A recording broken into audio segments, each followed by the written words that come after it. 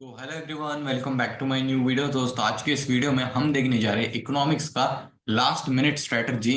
किस तरीके से आपको पेपर आपका अटेम्प्ट करना है एंड किस तरीके से आप अच्छे मार्क्स हासिल कर सकते हो, उसके बारे में आज हम ये लास्ट मिनट स्ट्रेटजी में जानेंगे। 5-10 मिनट का ये वीडियो होगा, इसमें हम पूरी चीजें कवर करेंगे क्वेश्चन पेपर के साथ में, विद प्रूफ आपको हर एक चीज बताऊंगा मैं। सबसे पहले एक सेकंड में ये हाईलाइटर ले लेता हूँ। देखो, अब ये तुम्हारा मार्च का पेपर था इकोनॉमिक्स का। अभी इसमें चूज द करेक्ट ऑप्शन।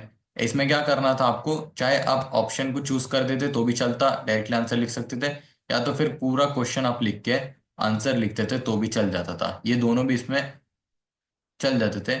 ऐसा कुछ ये नहीं कि आपको पूरा क्वेश्चन लिखना है, क्योंकि चूज द करेक्ट ऑप्शन बोला है तो डायरेक्टली आप ऑप्शंस लिख देते तो भी ओके था। दूसरे क्वेश्चन की तरफ बढ़ते हैं हम, जो कि था हमारा odd man out. Odd man out में भी क्या करना है आपको, अगर इसमें आपने देखा मार्केट डिमांड ऑड है तो ये डायरेक्टली आप आंसर लिख सकते थे इधर भी। ऑड मैन आउट इस तरीके से अटेम्प्ट करना है।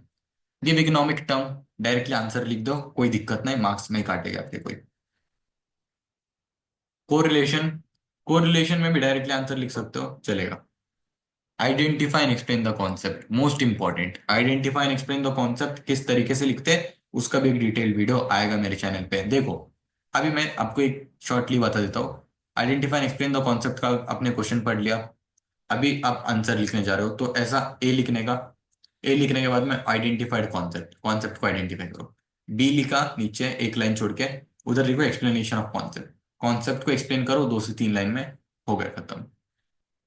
डिस्टिंग्विश बिटवीन, डिस्टिंग्विश बिटवीन में डाउट्स आते हैं मेरे को कि भैया हमको हेडर्स लिखना है, डिस्टिंग्विश बिटवीन में इकोनॉमिक्स में कंपलसरी नहीं होता है हेडर्स लिखना। अगर आपको आता है तो लिखो, कोई दिक्कत नहीं। Question number 3, answer the following किस तरीके से अटेम्प्ट करना है। देखो, मैंने इकोनॉमिक्स में 93 मार्क्स स्कोर किए थे। मेरा क्या पर्सपेक्टिव था पेपर लिखने का, मैं क्या करता था, आंसर द फॉलोइंग ये क्वेश्चन है ना दोस्तों, इसका मैंने मीनिंग लिखा था, डायग्राम बनाया था, फिर मैंने 4 से 6 पॉइंट एक्सप्लेन करके आया था एग्जाम में। 4 मत एक्सप्लेन करना, एटलीस्ट 5 से 6 एक्सप्लेन करना, क्योंकि अगर एक गलत हुआ बाई चांस आपका तो 3 मार्क्स मिल जाएंगे उधर। तो 4 बोला भी है उधर, एनी 4 टाइप्स ऑफ डिमांड, फिर भी तुम लोग 5 से 6 पॉइंट लिख के ही आना विद मीनिंग। डायग्राम नहीं हो रहा है तो एटलीस्ट तुम लोग मीनिंग बनाओ। डायग्राम क्यों बोलता हूं मैं बनाने की, क्योंकि प्रेजेंटेशन अच्छा दिखता है ना उससे, बाकी कुछ नहीं, यूनिक दिखने का है पेपर आपको। लिख रहे तो सबको ये पेपर, लेकिन जो दिखता है वो बिकता है। आपको पेपर को यूनिक बनाना है, जो टीचर को दिखेगा अच्छा इंप्रेशन है तो आराम से मार्क्स मिल जाएंगे। Question number 4, agree disagree. Agree disagree में किस तरीके से लिखना है, क्वेश्चन पढ़ा आपने, लिखो उधर आपके ओपिनियन क्या है, आप एग्री हो या डिसएग्री हो। सबसे पहले अगर एग्री हो तो लिखा एग्री, कॉमा डाला, I agree with this statement, ऐसा भी लिख सकते हो, या तो फिर एग्री डायरेक्ट लिखे तो भी चलेगा, या तो ऐसे ही लिखो, I agree with this statement. Reason दो तुम एग्री क्यों हो इस स्टेटमेंट से। फिर study the diagram, question number 5। अभी क्वेश्चन नंबर 5 में तुमको ये आइडेंटिफाई कर लेने बोलते हैं। चैप्टर नंबर 6 से आ जाता है, और 3B से भी आ जाता है कंपलसरीली। इसमें से एक पैसेज पूछ लेंगे, पैसेज के कुछ क्वेश्चन दिए होंगे, आपको वो आंसर करना है प्रॉपर तरीके से। इसमें भी तुम लोग डायरेक्टली आंसर लिख दो। मेरा फेवरेट क्वेश्चन, क्वेश्चन नंबर 6, जिसकी क्यूरियोसिटी होती है हमको क्या आएगा क्वेश्चन नंबर 6 में। लॉ तो कंपलसरी आना ही है, तो 3 लॉ कर लो तुम लोग। डीएमयू के यार इस बार मेरे को चांसेस लग रहे हैं, क्योंकि पिछले 3 साल से नहीं पूछा ना, 2 साल से नहीं पूछा आई थिंक। डीएमयू 23 एंड 24 में नहीं पूछा था, क्या पता 25 में लॉ ऑफ डीएमयू पूछ ले, उसके एक्सेप्शन या तो फिर अजम्पशन पूछ ले। प्राइस इलास्टिसिटी इस बार भी आ सकता है। What is price elasticity, explain the types of price elasticity of demand. 5 type है, perfectly elastic, perfectly inelastic, unitary, relative, relatively inelastic. 5 type है। National income, practical difficulties, important question है। Law of supply with assumptions. अभी OC paper, SP paper, इसमें क्या हुआ था, पिछले साल के ही क्वेश्चन रिपीट हो गए थे, 7 P's of marketing and preference shares के टाइप्स।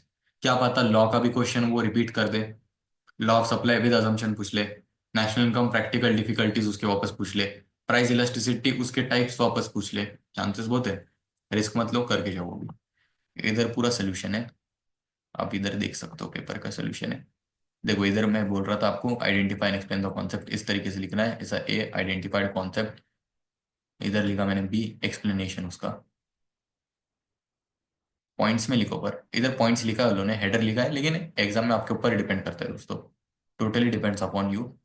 ये डायग्राम तुम लोग बनाना, अगर टोटल यूटिलिटी मार्जिनल यूटिलिटी आया ना यार, इसका डायग्राम बनाना, अच्छा दिखता है डायग्राम, प्रेजेंटेशन के लिए अच्छा है।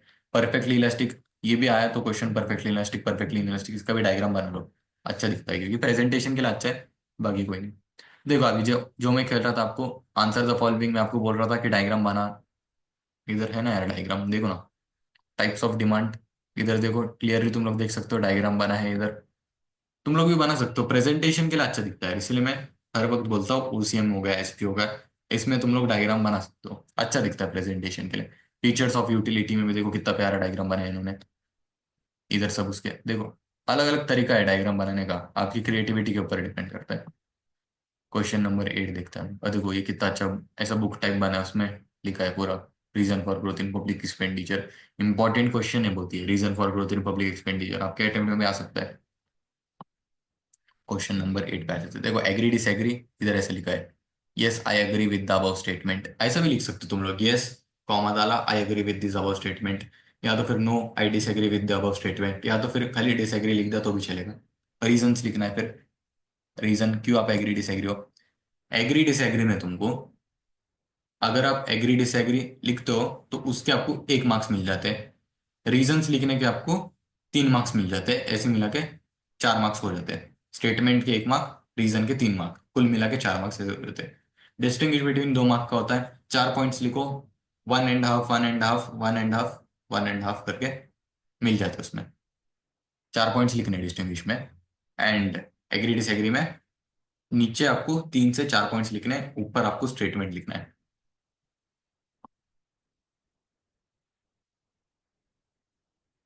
ये देखो प्राइस इलास्टिसिटी वाला क्वेश्चन, पहले प्राइस इलास्टिसिटी का इन लोगों ने मीनिंग एक्सप्लेन किया, फिर उसके बाद में उसका डेफिनेशन भी लिखा, फिर उसके बाद इन्होंने types of price elasticity of demand इधर डायग्राम बनाया, और ये उसके टाइप्स एक्सप्लेन कर दिए इधर, तो इस तरीके से तुम लोग भी कर सकते हो।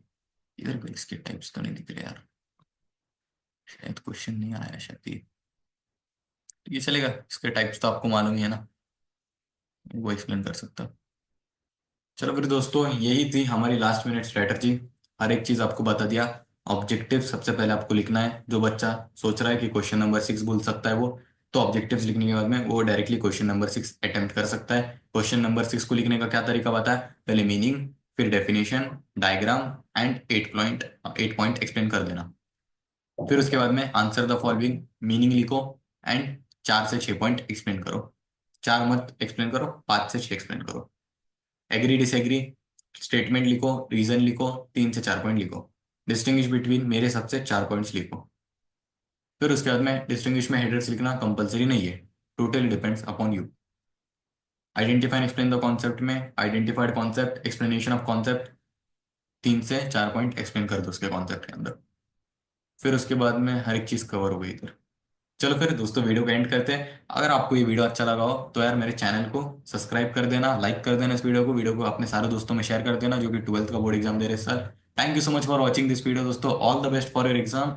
एंड एक चीज याद रखना, एक इकोनॉमिक्स में टाइम कम मिला था पढ़ने का, लेकिन मेरे मेंटर हमेशा कहते हैं यार, जो बच्चा कम समय में पढ़कर फोड़ कर आता है ना, उसे एक असली लेजेंड कहते हैं, एंड तुम वो लेजेंड हो जिन्होंने पूरे एक शाम में, दूसरे दिन आधा सुबह आधा दोपहर में पढ़ के एग्जाम दे के आ रहे हैं, फोड़ के आ रहे हैं, उसमें भी 90+ लेके आ रहे हैं यार, सच्ची आई सल्यूट यू।